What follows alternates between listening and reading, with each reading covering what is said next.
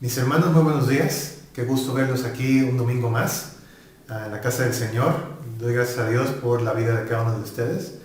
Y vamos a tomar un tiempo para estudiar la palabra de Dios, entender lo que Dios tiene para nosotros en el capítulo 26 del segundo libro de Crónicas. Pero antes quiero invitarles a que me acompañen a una oración. Cierren sus ojos, inclinen su rostro y vamos a poner esto en la mano del Señor. Señor, gracias por este día, gracias porque nos tienes aquí, gracias por el clima que nos has dado, por el sol también, gracias por todos mis hermanos y hermanas que están aquí conmigo. Te pido, Señor, que este tiempo sea de bendición para todos, que nos ayudes, Señor, a poder entender lo que tú tienes, que tus palabras entren a nuestros oídos, a nuestra mente y a nuestro corazón, para que podamos no solamente entretenernos y oír, sino también aplicar lo que tú tienes para nosotros el día de hoy.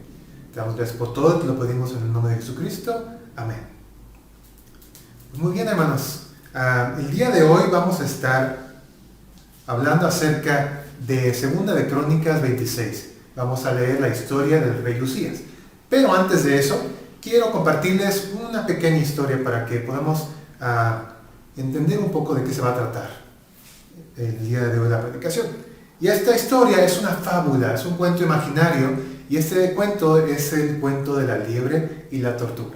Es posible que algunos de ustedes lo hayan oído. Y si no, pues se los cuento de todas maneras. Había una vez en un lugar muy lejano un pueblo con muchos animalitos. Y dentro de estos estaba la liebre y una tortuga y eran amigos. Pero la liebre tenía un defecto. Como era muy rápida, corría y siempre se estaba burlando de los demás porque no la podían alcanzar porque era muy rápida. Y en entonces la liebre retó a la tortuga a una carrera. Le digo, a ver, tortuga, te voy a retar para que vayamos nosotros corriendo. Y el que gane, el que llegue a la meta primero, se va a ganar esta sandía. Y todos los animalitos estuvieron de acuerdo. La tortuga dijo, está bien, bueno, tal vez no pueda ganar, pero lo voy a intentar. Y entonces todos se pusieron muy contentos, se armó toda la carrera, la competencia, y después pasó la ardillita, estaban todos listos y dijo, ¿listos? En sus marcas, ¿listos? ¡Fuera! Y la liebre salió volada. Y la tortuga pues empezó a caminar, empezó a correr, pero claro, como es muy lenta, muy pesada, pues no lo hizo tan rápido como la liebre. Así que la liebre corrió y fue por todo el camino, por toda la pradera, y llegó a un punto en donde llegó bajo un árbol muy frondoso. Y se dijo a sí misma, bueno, he corrido tanto, ya me cansé un poquito, la tortuga está todavía muy lejos, así que me voy a sentar aquí, es más, me voy a acostar y me voy a dormir un ratito. Porque esta nunca me va a alcanzar, ¿no? Así que no importa, a lo mejor hasta me duermo hasta mañana y no hay problema.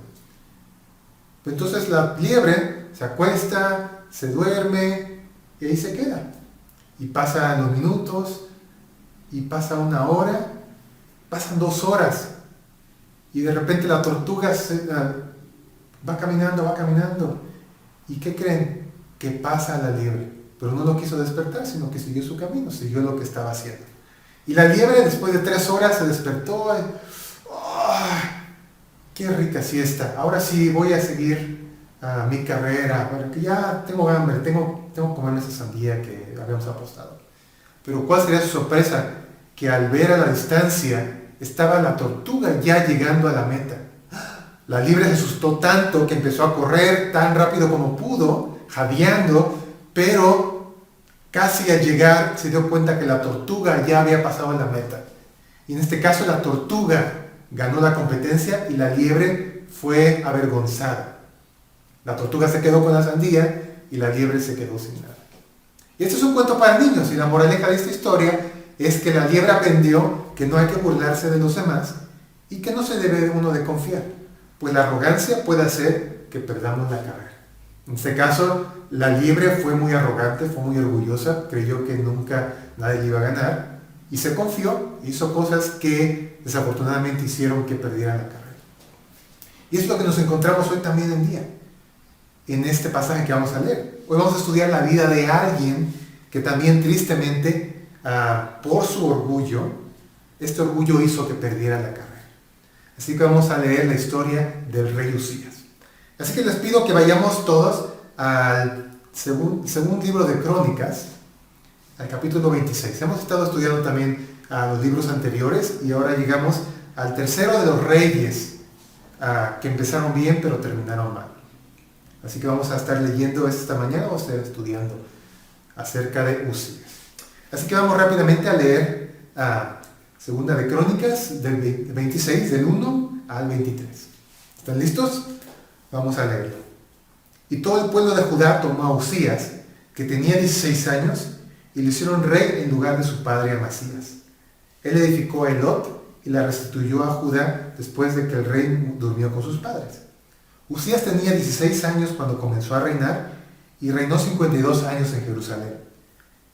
El nombre de su madre era Jecolías de Jerusalén. Hizo lo recto ante los ojos del Señor, conforme a todo lo que su padre Amasías había hecho. Y persistió en buscar a Dios en los días de Zacarías, quien tenía entendimiento por medio de la visión de Dios. Y mientras buscó al Señor, Dios le prosperó. Salió y peleó contra los filisteos y derribó la muralla de Gat, la muralla de Jamnia y la muralla de Asdod. Y edificó ciudades en la región de Asdod y entre los filisteos. Y Dios lo ayudó contra los filisteos, contra los árabes que habitaban en Garbal y contra los meunitas. Y los amonitas pagaron tributo a Uzías, y su fama se divulgó hasta la frontera de Egipto, pues llegó a ser muy poderoso. Uzías edificó además torres en Jerusalén, en la puerta del ángulo, en la puerta del valle y en la esquina de la muralla, y las fortificó. Edificó también torres en el desierto y excavó muchas cisternas, porque tenía mucho ganado, tanto en las tierras bajas como en la llanura. También tenía labradores y viñadores en la región montañosa y en los campos fértiles, porque amaba la tierra. Tenía también Uzías un ejército listo para la batalla, que salía al combate por divisiones conforme al número de su alistamiento, preparado por el escriba Jehiel y el oficial Maasías, bajo la dirección de Ananías, uno de los oficiales del rey. El número total de los reyes, de los jefes de familia, guerreros valientes, era de 2,700, y bajo su mando estaba un ejército poderoso de 307,500, que hacían la guerra con gran poder, para ayudar al rey contra el enemigo. Uzías proveyó además a todo el ejército de escudos, lanzas, yelmos, corazas, arcos y ondas para tirar piedras. Y en Jerusalén hizo máquinas de guerra inventadas por hombres hábiles para ponerlas en las torres y en las esquinas, para arrojar flechas y grandes piedras. Por eso su fama se extendió lejos, porque fue ayudado en forma prodigiosa hasta que se hizo fuerte. Pero cuando llegó a ser fuerte, su corazón se hizo tan orgulloso que obró corruptamente y fue infiel al Señor su Dios, pues entró al templo del Señor para quemar incienso sobre el altar del incienso. Entonces el sacerdote Azarías entró tras él, y con él 80 sacerdotes del Señor, hombres valientes, y se opusieron al rey Uzías y le dijeron: no te corresponde a ti, Uzías, quemar incienso al Señor, sino a los sacerdotes, hijos de Aarón, que son consagrados para quemar incienso. Sal del santuario, porque has sido infiel y no recibirás honra del Señor Dios. Pero Uzías, con un incensario en su mano para quemar incienso, se llenó de ira, y mientras estaba irado contra los sacerdotes, la lepra le brotó en la frente, delante de los sacerdotes en la casa del Señor, junto al altar del incienso. Y el sumo sacerdote Azarías y todos los sacerdotes lo miraron, y aquí tenía lepra en la frente. Y le hicieron salir de allí a toda prisa. Y también él mismo se apresuró a salir, porque el Señor lo había herido. Y el rey Uzías quedó leproso hasta el día de su muerte, y habitó en una casa separada, ya que era leproso, porque fue excluido de la casa del Señor. Y su hijo Jotam estaba al frente de la casa del rey, gobernando al pueblo de la tierra. Los demás hechos de Uzías, los primeros y los postreros, fueron escritos por el profeta Isaías, hijo de Amós. Y durmió Uzías con sus padres, y lo sepultaron con sus padres en el campo del sepulcro que pertenecía a los reyes, porque dijeron: es leproso. Y su hijo Jotam reinó en su lugar. Así que encontramos en esta historia al rey Uzías. Y el rey Uzías es el hijo de Amasías, a quien vemos en el capítulo 25. Un rey también que se dice que hizo lo recto ante Jehová, pero no de corazón perfecto. Fue alguien que, aunque tuvo éxito también se orgulleció ante Dios y no se arrepintió al ser reprendido. Y también recordamos que el capítulo anterior, 24, tenemos al rey Joás, también un rey que fue coronado a los 6 años, que siguió al Señor mientras vivía el sacerdote Joiada, pero que al morir Joiada, él se apartó. Entonces aquí vemos que tristemente hay un poco de continuidad en estas ideas. Pero vamos a ver qué nos puede enseñar Usías, la historia de Usías, a nosotros el día de hoy. Primeramente vamos a ver que el buscar al Señor nos ayuda a caminar firmemente en nuestra carrera. ¿Okay? Así que vamos a estudiar la primera parte de la vida de Usías. Primero, vemos que la historia de Usías se encuentra aquí en 2 de Crónicas 26, pero también hay un poco de historia en 2 de Reyes 14 del 21 al 22 y 15 del 1 al 7. En 2 de Reyes solamente se da una historia más condensada. No tenemos todos los detalles que tenemos en esta historia en Crónicas. Vemos aquí que Usías empieza su reinado a los 16 años. Veamos los versículos del 1 y 3. Dice, todo el pueblo de Judá tomó a Usías, que tenía 16 años, y lo hicieron rey. Versículo 3 nos dice, Usías tenía 16 años cuando comenzó a reinar, y reinó 52 años en Jerusalén. Muy curioso, hay que ver esto. El pueblo, dice el versículo 1, que toma a Usías, y tiene solamente 16 años. Muy probablemente Usías no era el único hijo de Amasías.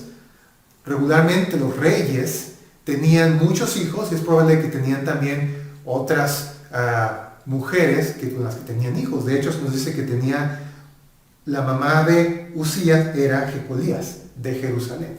Así que es posible que había otras mujeres que habían dado hijos a Amasías, su padre. Pero el pueblo reconoció a Usías. Es posible que se dan cuenta de que él era diferente a sus hermanos. ¿Y por qué era diferente? Porque dice aquí el versículo 4, que él hizo lo recto ante los ojos de Jehová. Posiblemente el pueblo podía haber visto que Usías seguía al Señor desde pequeño. Podemos ver que él buscaba al Señor con la ayuda de Zacarías. Y él demuestra tal vez sabiduría en sus palabras, en sus hechos, en cómo se comporta. Y la gente se da cuenta de esto. Y es por eso que cuando se necesita un rey nuevo, el pueblo en sí, en general, ellos ven a los hijos de Amasías y se dan cuenta que Usías es el que de veras merece ser el rey. Porque él es sabio y porque sigue, porque busca al Señor. Y esto es importante, hay que notar que de esta manera como Usías fue elegido por el pueblo a pesar de su corta edad, nosotros debemos también de reconocer que hay gente joven entre nosotros, que a lo mejor no está tan experimentada en años o en experiencia de vida, pero que ha buscado al Señor, que también tiene sabiduría. Y es importante no desechar a estas personas, a estos jóvenes, que a lo mejor son sin experiencia en cosas de la vida, pero tal vez buscan al Señor, tienen mucho conocimiento acerca del Señor, de la palabra, de cómo conducirse en su vida pública y privada. Así que no desechemos a esta gente joven, especialmente que los podamos involucrar en los ministerios, en las prácticas, en que podamos también ayudarlos a crecer. No solamente los aventemos al rincón, a que vean una película o que se junten para comer pizza y ya, sino que también hay que trabajar con ellos. Y esto es algo que también quiero tocar, además de esto. Dice que tuvo a un mentor. Dice el versículo 5, persistió Usías en buscar a Dios en los días de Zacarías, quien tenía entendimiento por medio de la visión de Dios. Y mientras buscó al Señor, Dios le prosperó. Aquí vemos que Zacarías era un profeta y él tuvo un papel muy importante en la vida de Usías. Él seguramente ayudó a Usías a buscar al Señor, él le enseñó, él le instruyó, él lo ayudó, él le aconsejó. Él fue un mentor para él. Y esto es muy importante, porque en todas nuestras vidas necesitamos a alguien que nos siga ayudando en la palabra de Dios, en nuestro caminar cristiano. No podemos vivir nuestra vida cristiana como llanero solitario, como que solamente hacemos las cosas por nuestras cuentas, sino que necesitamos siempre a alguien que esté con nosotros, a quien le podamos rendir cuentas, que nos pueda ayudar a pensar en la palabra de Dios, en contestar preguntas también, en entender a lo mejor si estamos haciendo algo mal para rectificar. Y esto me recuerda a lo que dice el libro de Hebreos, en el capítulo 3, versículos 12 y 13, nos dice: tened cuidado, hermanos, no sea que alguno de vosotros haya un corazón malo de incredulidad para apartarse de Dios. Antes, exhortaos los unos a los otros cada día, mientras todavía se dice hoy, no sea que alguno de vosotros sea endurecido por el engaño del pecado.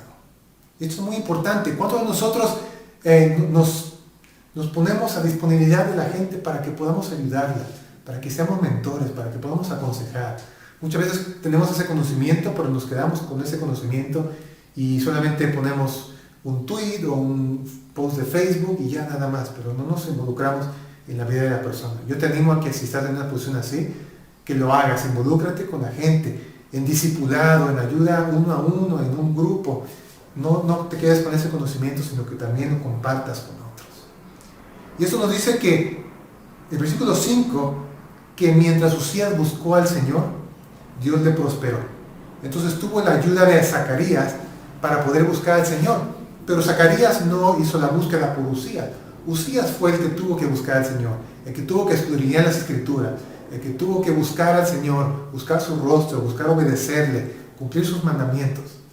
Y es esta manera de cuando Uzías busca al Señor, cuando Uzías busca obedecerle, busca agradar al Señor, Dios le prospera. ¿Y cómo fue que prosperó Dios a Uzías? Aquí se nos dan muchos ejemplos. Por ejemplo, el versículo 2 dice que le da la sabiduría para edificar a Elot. Elot es un puerto marítimo en la costa de Israel. En este caso, esto se convirtió en un puerto comercial muy importante y esto hizo que Judá se hiciera rico, que aumentara su economía. Veamos el versículo 6. Dice que peleó contra filisteos, derribó las murallas de Gad, de Sabnia, de Asdod, edificó ciudades en la región. Dios le ayudó contra los filisteos, contra los árabes, contra los meunitas. Los amonitas pagaron tributo. En este caso, Él le dio victoria sobre los enemigos. Él le dio paz. De tal manera que todos estos pueblos que eran más grandes, más poderosos, al ser derrotados le dieron tributo a Uzías. Dice también que su fama se divulgó hasta la frontera de Egipto. Es un territorio bastante grande. Todos los pueblos alrededor conocían del poderío de Uzías, de la fama, de cómo él hacía las cosas y cómo tenía victoria. Y que Dios le había dado también las victorias. También vemos que él tuvo sabiduría. Dice que edificó torres en Jerusalén, las fortificó, edificó torres en el desierto. También vemos que excavó cisternas. Entonces también tenía estas innovaciones agrícolas. Él era una persona que pudo tener sabiduría también de parte de Dios. Nos recuerda un poco también a Salomón, cuando él pide sabiduría, Dios le da, aparte de riquezas, le da sabiduría para que pueda hacer las cosas bien. Entonces aquí vemos un poco este reflejo de Salomón en la vida de Uzías. Él tiene estas innovaciones tanto agrícolas como militares. Vean también que él divide a las familias con distintos jefes y también tiene un poderoso ejército de 307,500. También dice aquí, curiosamente, en el versículo 14, que Uzías provee de armamento a sus soldados. Antes, en la antigüedad, cada soldado tenía que conseguir sus propias espadas, su propio escudo, su arco, sus flechas, etcétera, etcétera. Pero aquí vemos que Uzías provee a su ejército de todo lo que ellos iban a necesitar. Escudos, lanzas, yelmos, corazas, ondas para tirar piedras también. Y es más, también dice que el versículo 15, que hizo máquinas de guerra inventadas por hombres hábiles para arrojar flechas y grandes piedras. Entonces esto era una innovación también del tiempo. Nadie más había inventado estas que serían como catapultas, como arpones, todas estas máquinas impresionantes que podían luchar contra ejércitos y podían cubrir a mucho más territorio que lo que podría hacer varios hombres. Entonces esto era algo muy de mucha sabiduría. Esta era una persona que no solamente estaba inventando cositas ahí para divertirse, sino que también era algo estratégico. Entonces vemos que él era muy sabio, muy entendido. ¿Y cómo fue que esto pasó? Otra vez el versículo 15 dice que fue ayudado en forma prodigiosa hasta que se hizo fuerte. ¿Y cómo es que uno es ayudado? ¿Quién ayuda a Usías? Es muy claro en el pasaje. Veamos aquí en el versículo 5 que dice que Dios le prosperó. Dice, mientras buscó al Señor, Dios le prosperó. También en el versículo 7 dice, Dios lo ayudó. Y finalmente en el versículo 15 dice que fue ayudado de forma prodigiosa. Entonces vemos que Dios está trabajando para ayudar a Usías, para traerle victoria, para traerle riquezas también, fama, poder, todo esto. Y vemos aquí entonces que Usías era una persona sabia, era una persona entendida. Y aquí podemos preguntarnos, ¿cómo nosotros podemos ser sabios y entendidos? Pues la palabra de Dios nos da la respuesta, dice, busca a Dios, busca al Señor. Recordemos que en Proverbios 1:7 nos dice que el principio de la sabiduría es el temor de Jehová. Ahora, ¿qué implica eso del temor de Jehová? Sabemos que el temor es una postura de asombro y reverencia ante el Dios de la creación y la redención, lo cual resulta en una adoración y obediencia voluntaria, pero también involucra ese deseo y esa decisión de obtener entendimiento y conocimiento de Dios. No solamente esperar a que Dios te ilumine, sino que tú lo buscas, tú lo escudriñas, tú le rascas a la palabra de Dios para sacar sus riquezas. También tienes confianza plena en el plan de Dios. Rechazas tus propias ideas, tus propios métodos, tus propias metas y buscas lo que a Dios le agrada. También rechazas el mal, amas el bien y buscas oír la voz de Dios y hacer lo que Él dice. Todo esto involucra el temor de Jehová, el principio de la sabiduría. Si de veras quieres ser sabio y entendido, tú puedes hacerlo mediante la búsqueda de Dios, el oír a Dios, el guardar sus mandamientos. Y recordemos que todo esto está encerrado en un pacto que tenía el pueblo de Israel, donde Dios les prometía bendiciones si obedecían, pero les prometía castigo si desobedecían. Y esto es importante porque quiero que notemos que nosotros somos parte no del pacto de Israel, sino somos parte de un nuevo pacto con Cristo, en la sangre de Cristo. Y se nos promete bendiciones que son distintas a las de Israel. No podemos decir que como Dios, que Judías obedeció y por eso Dios nos bendijo, por ende nosotros vamos a obedecer y Dios nos va a bendecir con cosas materiales. Así no es como funciona el nuevo pacto hoy. Ella nos ha dado la más grande bendición, que es la salvación, que es la justificación, el perdón de nuestros pecados, la promesa de la vida eterna. Y sí también nos puede dar cosas materiales, pero no es una obligación que el Señor ha dado para nosotros. Lo que sí es importante es que cuando desobedecemos, el Señor está en su derecho también de disciplinarnos, dice como padre a hijo. ¿Okay? Somos ahorita parte de la familia de Dios, somos sus hijos, y el Señor tiene derecho a disciplinarnos también para regresarnos al camino. Pero aquí es importante entender que el pacto que tenía Israel con Dios es un pacto distinto al que vivimos hoy en día. Así que Dios no está obligado a bendecirnos materialmente si obedecemos. Él lo puede hacer, pero no está obligado. Pero tenemos tantas bendiciones espirituales que sabemos que tenemos más de lo que podríamos tener materialmente. Muy bien, así que llegamos a un punto en donde vemos que Usías ha sido prosperado, ha sido ayudado, su fama está por todos lados, es poderoso, pero aquí nos dice una cosa al final del versículo 15 y continuamos. Dice, hasta que se hizo fuerte. Hasta que significa que hubo un corte, un cambio, algo abrupto que pasó. Y es aquí donde vamos a continuar el versículo 16 en adelante. Y aquí vamos a ver que nuestro orgullo puede estorbarnos y hacernos tropezar en nuestra carrera. Y vamos a ver cómo le pasó esto a Usías. Primero vemos que en el versículo 16 en adelante, toda esta fama y todo este poder corrompieron a Usías. El versículo 16 nos dice, pero cuando llegó a ser fuerte, su corazón se hizo tan orgulloso que obró corruptamente y fue infiel al Señor su Dios. Vamos a la primera parte del versículo. Al llegar a ser poderoso, al llegar a ser fuerte, cometió, la palabra en hebreo es mahal, que significa infidelidad. Y aquí nos dice, ¿no? Cobró corruptamente y fue infiel al Señor. Eso de infidelidad significa que fue adúltero. Cuando quitamos a Dios del centro de nuestro corazón, del centro de nuestra mente, y ponemos cualquier otra cosa, ya sea material, ya sea emocional, hasta nosotros mismos, otra persona, estamos siendo infieles a Dios. Estamos adulterando en contra de Dios. Y esto fue lo que hizo Uzías. Dice que se volvió orgulloso. En el texto literal dice que su corazón se hinchó de orgullo. En este caso llegó un punto en donde a lo mejor vio tanto éxito, tanta riqueza, tanta fama, y lentamente empezó a creer que había sido por su sabiduría, por sus fuerzas, por su inteligencia, por todo lo que había hecho. Esto no sucede de la noche a la mañana, no es que ves todo esto y de repente pasa esto, sino que es un proceso lento, un proceso que si no somos cuidadosos, precavidos, en el que nosotros podemos caer en eso. Es posible que a lo mejor también para ese entonces el profeta Zacarías, que había ayudado a Uzías, ya no estaba, a lo mejor posiblemente había muerto, o a lo mejor Uzías ya no le ponía atención, dijo, gracias, pero yo puedo hacer esto ya solo. Ya soy tan fuerte y poderoso que no necesito la ayuda de nadie. Y tristemente esto no es nada nuevo, porque le pasó a su padre, Amasías, y lo vemos en el capítulo 25 de Segunda de Crónicas, y también a su abuelo Joás, en el capítulo 24. Y en la Biblia vemos historias muy similares.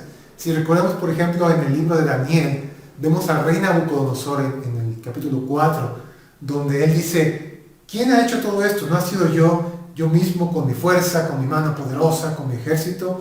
¿Y qué hace el Señor? Lo hiere, lo humilla hasta que Nabucodonosor reconoce que Dios es soberano y que Dios reina sobre todo. Y esto también nos trae a colación esta advertencia que hace Moisés en Deuteronomio 8 acerca del orgullo. Déjame leerte esto para que lo escuches. Deuteronomio 8 del 10 al 20. Es lo que dice la palabra de Dios. Dice, cuando hayas comido y te hayas saciado, bendecirás al Señor tu Dios por la buena tierra que Él te ha dado. Cuídate de no olvidar al Señor tu Dios, dejando de guardar sus mandamientos, sus ordenanzas y sus estatutos que yo te ordeno hoy. No sea que cuando hayas comido y te hayas saciado, y hayas construido buenas casas y habitado en ellas, y cuando tus vacas y tus ovejas se multipliquen, y tu plata y tu oro se multipliquen, todo lo que tengas se multiplique, entonces tu corazón se enorgullezca y te olvides del Señor tu Dios que te sacó de la tierra de Egipto, de la casa de servidumbre. Él te condujo a través del inmenso y terrible desierto, con sus serpientes abrasadoras y escorpiones, tierra sedienta donde no hay agua.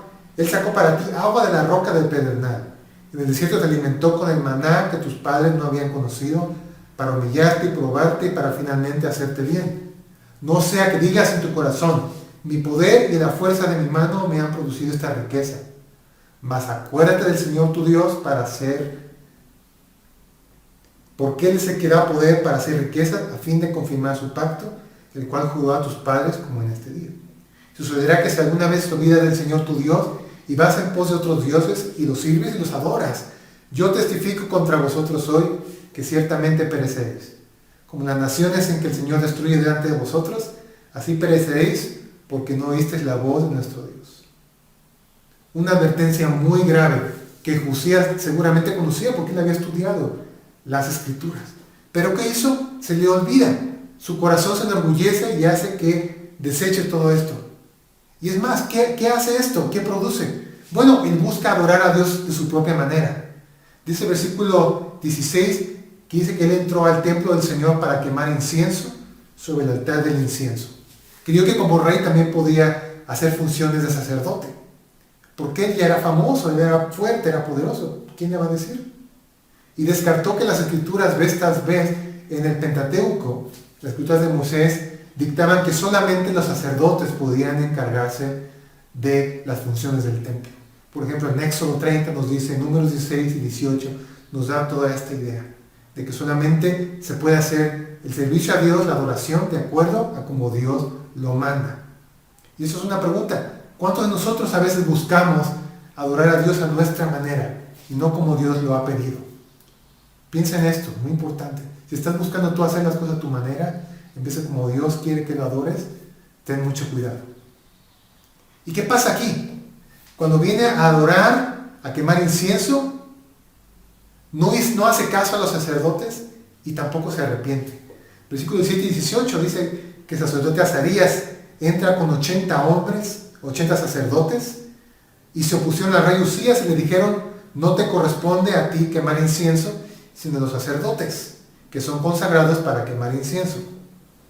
Sal del santuario porque has sido infiel y no recibirás honra del Señor. Imagínense en esto. Estos profetas no temieron al rey. El rey ya sabían que él era grande, poderoso, pero no temieron que el rey se enojara y les pudiera hacer algo. Ellos se pusieron firmes para proclamar y obedecer lo que decía las Escrituras, lo que decía Dios mismo. Y condenaron la conducta del rey. ¿Cuántas veces nos pasa a nosotros que cuando vemos a alguien grande, a alguien poderoso, a veces como que no queremos decirle nada porque, ay, ¿qué tal si se ofende? ¿Qué tal si nos quita preferencias? ¿Qué tal si no nos hace caso o nos trae algo, nos pasa algo malo? Pero estos profetas tomaron la responsabilidad de hablar por Dios y decir, esto no te corresponde, esto está mal, sal de aquí porque dice que has sido infiel y no recibirás honra, Señor. ¿Y qué hace Uzías? ¿Se arrepiente? No, al contrario, dice que con un incensario en su mano para quemar incienso, se llenó de ira. Eso no es un enojo así cualquiera, así de, ¡ay! ¿Cómo me molesta? Sino que él se encolerizó, él estaba bien enojado. Imagínense, él a lo mejor decía, ¿quiénes son estos? ¿Qué me van a decir qué puedo o qué no puedo hacer? ¿Qué no saben quién soy yo? Y en vez de reconocer su error y de actuar de manera correcta, decir, ¿saben qué? Tienen razón, perdóname Señor, me voy de aquí. ¿Qué es lo que hizo? Él actuó de manera desafiante, colérica y emocional. Y saben que cuando actuamos así, nunca va a pasar nada nuevo. ¿Y qué pasa? Que Dios castiga a Uzías con lepra. Dice que mientras estaba airado contra los sacerdotes, la lepra le brotó en la frente. En respuesta a un corazón orgulloso y endurecido, que no se arrepiente, Dios hiere a Uzías con la lepra. Y rápidamente dice en el versículo 20, sumo sacerdote Azarías y los sacerdotes lo miraron, que tenía lepra en la frente y lo hicieron salir a toda prisa. Y también él mismo se apresuró a salir, porque el Señor lo había herido. Todos procuraron que saliera porque sabían que alguien inmundo no podía estar en el templo del Señor, porque podía ser fulminado inmediatamente. Pero en este caso, Dios no lo hace. Dios lo castiga con la lepra, pero no lo mata. En este caso, reconocemos, ¿no? Si nosotros, las veces que hubiéramos sido orgullosos, Dios hubiera obrado justicia, no estaríamos aquí. Así que le damos gracias por la misericordia de Dios, que no nos ha dado conforme nosotros merecemos. Y es aquí donde entramos a la última parte, que el pecado nuestro, así como el de Azarías, tiene consecuencias, y así como a Uzías, puede descalificarnos de la carrera. Veamos aquí el versículo 21. Aquí dice, el rey Uzías quedó leproso hasta el día de su muerte, habitó en una casa separada, ya que era leproso, porque fue excluido de la casa del Señor, y su hijo Jotam estaba al frente de la casa del rey gobernando el pueblo. Es posible que Uzías, después de todo este evento, se arrepintió, pero tristemente ya era demasiado tarde. Él continuó siendo leproso hasta el día de su muerte. Era considerado impuro ante el Señor y ante la sociedad. Y es así que Uzías es descartado de su posición como rey, porque ya no puede encargarse de los asuntos del pueblo. Y es por eso que su hijo Jotam gobierna en su lugar. Y a nadie le puede hacer caso. Es descartado de participar en la adoración del templo. Nadie impuro puede entrar al templo del Señor. Así que no se puede congregar con otros, porque también es posible que los pueda contagiar. Y finalmente, él es descartado de ser enterrado con gran pompa, con gran honor, con los reyes de Judá. Lo sepultan en el campo real, pero no se hace ninguna tumba especial, no se hacen honores, fiesta, ni nada. Y dice, porque fue leproso, porque es leproso. Y ese estigma continuó con él hasta la muerte. Curiosamente, aun cuando tuvo este tropiezo que arruinó su carrera, fue considerado aún así recto ante los ojos de Dios. El cronista nos dice que en general Uzías fue recto ante los ojos de Dios. Esto es importante reconocer, porque aunque Uzías cometió un pecado muy grave, el Señor no lo descartó de la vida eterna. Vemos que él se arrepintió, pero fue demasiado tarde. Y esto es algo importante que nos indica a nosotros que, aunque a veces cometemos pecado y a veces los pecados pueden tropezar nuestra carrera y pueden descalificarnos de algún ministerio, eso no quiere decir que por esto vayamos a perder nuestra salvación. Podemos pecar en nuestra vida cristiana, pero es importante reconocer y recordar que el que prometió que nada ni nadie nos puede arrebatar de la mano de su Padre, lo va a cumplir. Es una promesa que nadie nos puede quitar. Este pecado en nuestras vidas no nos puede quitar la salvación. Tenemos un abogado para con el Padre, como dice 1 de Juan. También si confesamos nuestros pecados, Él es fiel y justo para perdonarnos. Por eso no decimos que nuestro pecado no va a tener consecuencias. Es posible que a veces hay que pagar por esas consecuencias. Pero necesitamos entender que el pecado no nos va a separar del amor de Dios. Nada ni nadie. Porque podemos venir a confesarnos delante de Dios y Él es fiel y justo para perdonarnos. Y por eso, para concluir, quiero invitarte a que cuidemos cómo corremos la carrera para no tropezar y ser calificados. ¿Cómo lo podemos hacer? Primero, buscando al Señor, conociéndole a Él por medio de su palabra, oyéndole, procurar obedecerle y vivir una vida santa y aprender lo que no le agrada a Él para evitarlo.